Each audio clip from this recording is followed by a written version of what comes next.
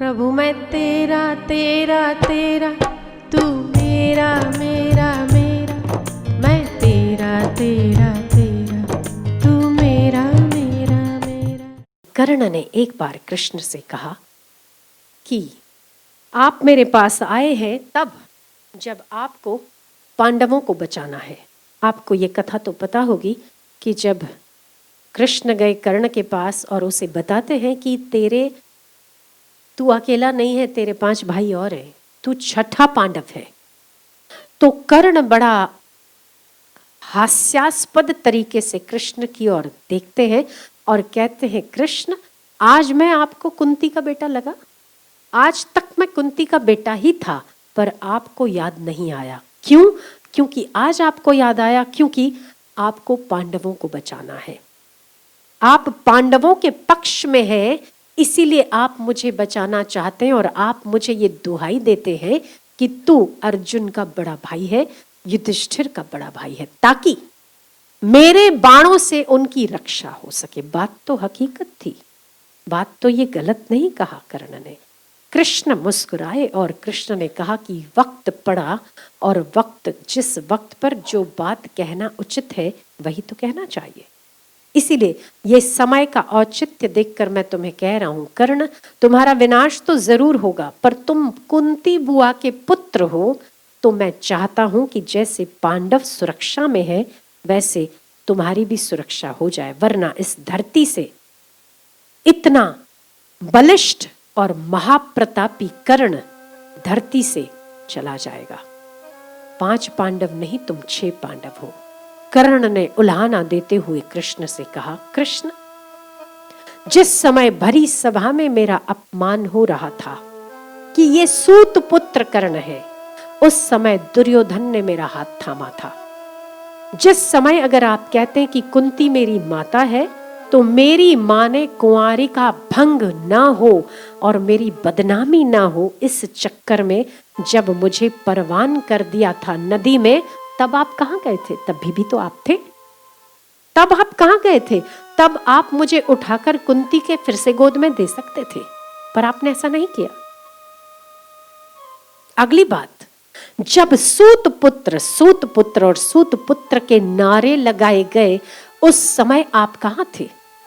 उस समय भी आप ये भरी सभा में खड़े होकर ये कह सकते थे कि ये सूत पुत्र नहीं है, पर क्षत्रियों का बेटा है, ये कर्ण कुंती बुआ का बेटा है। तब आप क्यों नहीं बोले? उसके बाद जब मुझे अपने अधिकारों से वंचित कर दिया गया और मैं दर दर भटक रहा था इतने वर्ष, तब भी आपने तो नहीं कहा कभी कि तुम कुंती के बेटे हो। आज कह रहे हो। मैंने कितने दुख उठाए, कर्ण ने कहा कृष्ण से। जब देवराज इंद्र मुझसे अपने कवच, जब मैं सूर्य उपासना कर रहा था, उस समय आपने आकर कवच और कुंडल मंगवाए। उस समय क्या मैं कुंती का बेटा नहीं था? पर उस समय भी आपने पक्ष तो पांडवों का लिया ना। तो कृष्ण कहते हैं कि कर्ण, क्योंकि वो धर्म के पक्ष में है, और जहां धर्म है वहां मेरा पक्ष होता है, धर्म का पक्ष मेरा पक्ष होता है। तुमने बोलना अगर पूरा कर दिया हो कर्ण, और भी कोई दुख की कहानी अगर तुम्हें याद आती है तो सुना दो। कर्ण ने और 1-2 बात सुना दी। बस पूरा हो गया तुम्हारा? कृष्ण कहते हैं, अब कर्ण तुम सुनोगे और मैं बोलूंगा। बताइए क्या कहना चाहते हैं आप? अंगराज महाराज हैं आप किसी अंग देश के। अगर आप दुखों की कहानियां सुना रहे हैं ना, तो मुझे भी सुनो। कर्ण, मैं जब कुछ भी नहीं जानता था, एक बालक था, जब मुझे अभी तक कोई सूझ ही नहीं थी कि मेरा माँ कौन है और मेरा पिता कौन है, उस समय से पहले, पैदा होने से पहले मेरे माता पिता को जेल हो गई, केवल मेरी वजह से। जहां मैं सबको मुक्ति प्रदाता कहा जाता हूं, वहां जहां मैं जन्म लेने वाला हूं, मेरे माता पिता को मुक्ति तो मिली नहीं, पर जेल हो गई।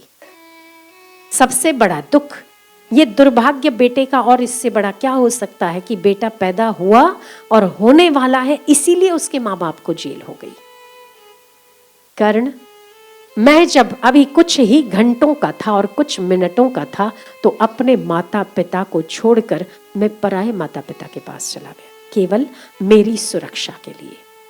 कर्ण, मैं केवल 6 दिन का था तो पूतना अपने स्तनों में जहर भरकर मुझे मारने की साजिश लेकर आती है। कर्ण, मैं थोड़ा सा बड़ा होता हूं तो अघासुर आता है मुझे मारने के लिए, शक्टासुर आता है मेरा नाश करने के लिए। कर्ण, मेरा सगा मामा जहर भरकर अपने मन में बैठा है कि जब भी मुझे और जहां भी मिलेगा आलिंगन के बहाने इसको चकनाचूर कर दूंगा। कर्ण, सबसे दुख की बात है, मेरे माता पिता तब भी जेल में सड़ रहे थे जब मेरा हृदय उनको पुकार रहा था और याद कर रहा था। मैं उनसे नहीं मिल पाया। क्यों? क्योंकि मेरे आने से पहले कंस ने उसे जेल में डाल दिया।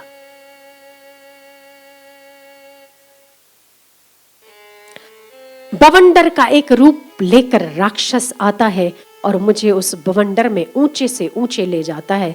मेरी माता यशोदा, जो मेरी माता नहीं है जन्मदाता पर पालन कर्त्री है, उस पालन करता मेरी माता को भी मैंने बहुत दुख दिए।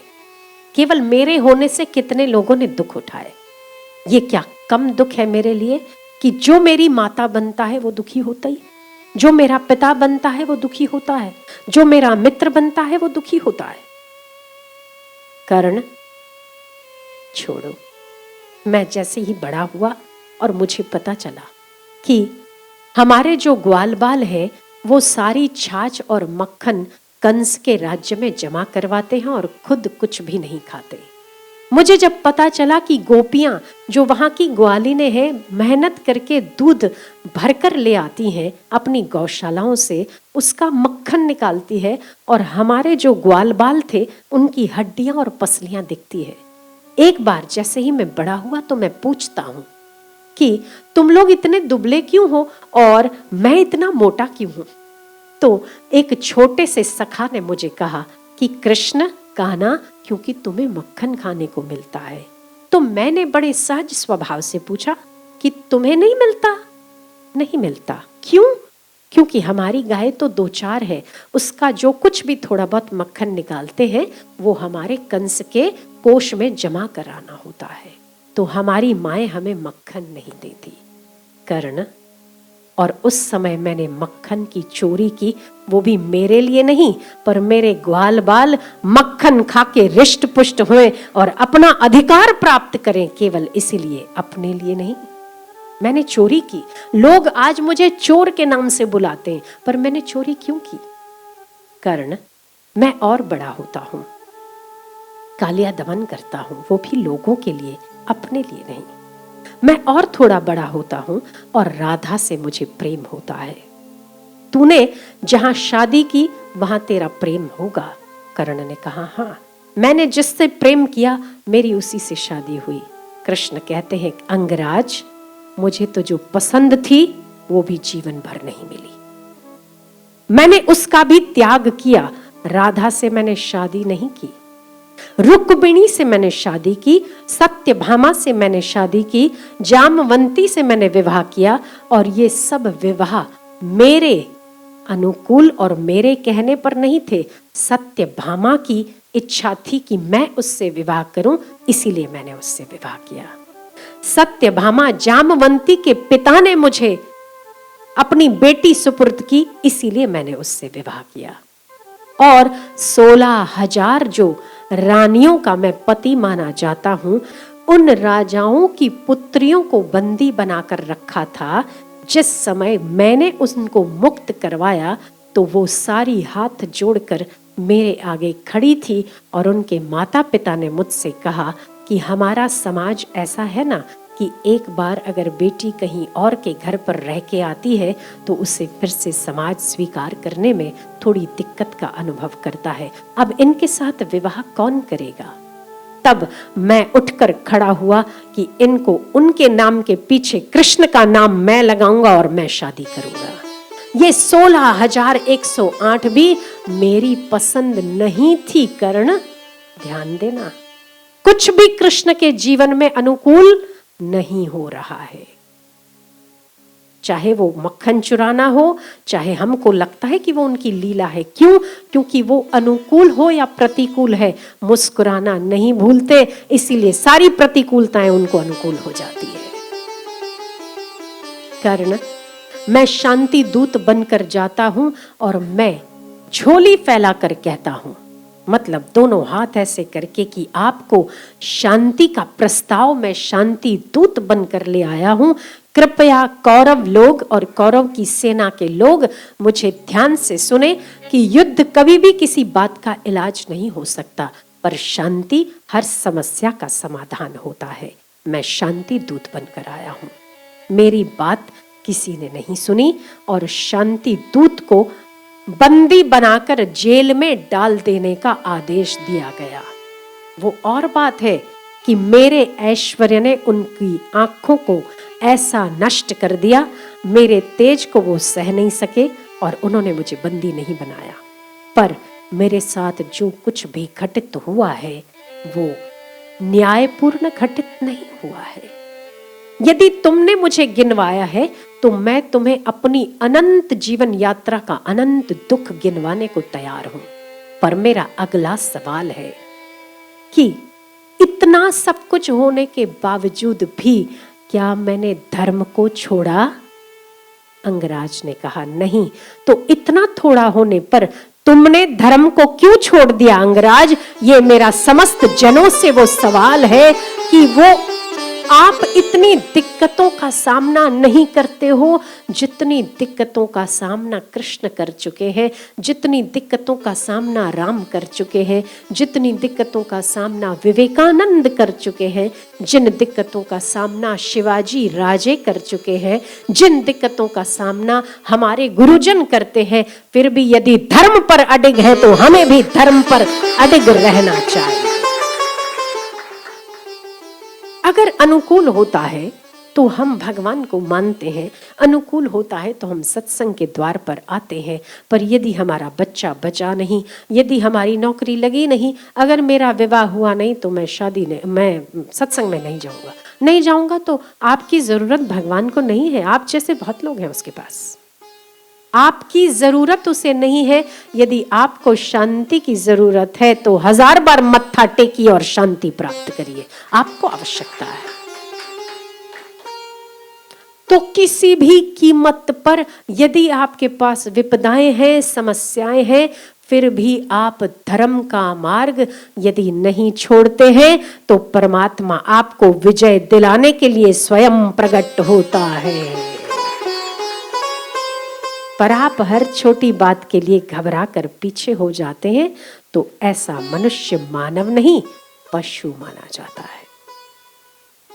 शिवाजी के जीवन में कितनी कष्ट है, कितनी दुख है, कितनी परेशानियां, फिर भी अपने स्वधर्म के लिए, अपने देश के लिए, अपने गुरु के लिए प्राण न्यौछावर करने को तत्पर है। समर्थ रामदास एक आदेश तो कर दे, उसके लिए वो मर मिटने को तैयार है। ऐसे ही शिवाजी नहीं बनते। उसके पीछे प्रण है, उसके पीछे दृढ़ता है, उसके पीछे भक्ति है और उसके पीछे धर्म के प्रति निष्ठा है। तो मेरा आपसे एक वचन लेने का यही बनता है कि जितने भी कष्ट आपके जीवन में आए, उस वक्त आपसे अधिक कष्ट वालों को देखिए, आपका कष्ट कम हो जाएगा। जो कुछ भी आपके जीवन में अच्छा घटित हुआ है उसे देखकर परमात्मा को धन्यवाद देकर हृदय को भक्ति से भर दो। ये वचन आज आप मुझे दोगे, क्या तैयार हो आप उसके लिए? मुझे आपके चित्त में भक्ति की कमी नहीं चाहिए, क्योंकि भक्ति ही एकमात्र समाधान है। इस संसार में समस्या के अलावा और कुछ नहीं दिखाई देगा आपको।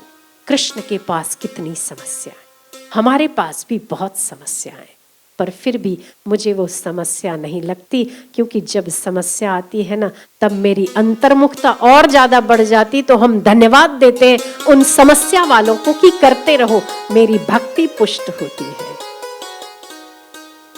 समस्या नहीं है जब आपके पास समाधान पर दृष्टि है, समस्या मायने नहीं रखती। समाधान भक्ति है, समाधान ईश्वर में आस्था है, समाधान गुरु के प्रति निष्ठा है, समाधान सत्संग में रुचि है, समाधान सत्संग के 2 वचन उस वक्त सुन लो जब समस्या में हो। निश्चित ही आपको वो 2 वचन उस समस्या से पटक कर बाहर कर देंगे, आपको पता भी नहीं चलेगा। तो आप आज मुझे एक वचन देते हो कि जब भी आपके पास समस्या आए तब समस्या को कह दो कि मेरे पास भगवान है, मेरे पास गुरु का ज्ञान है। क्या कर सकते हो ऐसा? कितने लोग? जिस समय आप विडंबना में हो, व्यथा में हो, कष्ट में हो, उस समय मन को और चित्त को शांत रखो, सबसे पहली बात। दूसरी बात, जो कुछ भी आपके जीवन में अच्छा घटित हुआ है, ईश्वर को धन्यवाद दो और उस पर विश्वास रखो कि हे परमात्मा, देखो मैं तेरा हूं ना। तू कभी किसी का अहित नहीं कर सकता, तू कभी किसी का बुरा नहीं कर सकता। आज तक अगर तूने किसी का बुरा नहीं किया तो आज मेरा बुरा कैसे हो जाएगा? मैं तन मन और बुद्धि सहित आपको समर्पित होता हूं और होती हूं। मेरा सारी समस्याएं तू देख ले, अब तू ही है, मुझे कुछ नहीं करना। क्या ये हो सकता है? हो सकता है तो जोर से कह दो, प्रभु मैं तेरा, तू मेरा, मेरे परमात्मा मैं तेरा, तू मेरा, ओ मेरे ईश्वर मैं तेरा, तू मेरा, ओ मेरे नाथ मैं तेरा, तू। ये आपकी सबसे उत्तर समस्या का समाधान है। जोर से एक बार हंस भी लोगे अब? और थोड़ा जोर से, और थोड़ा जोर से।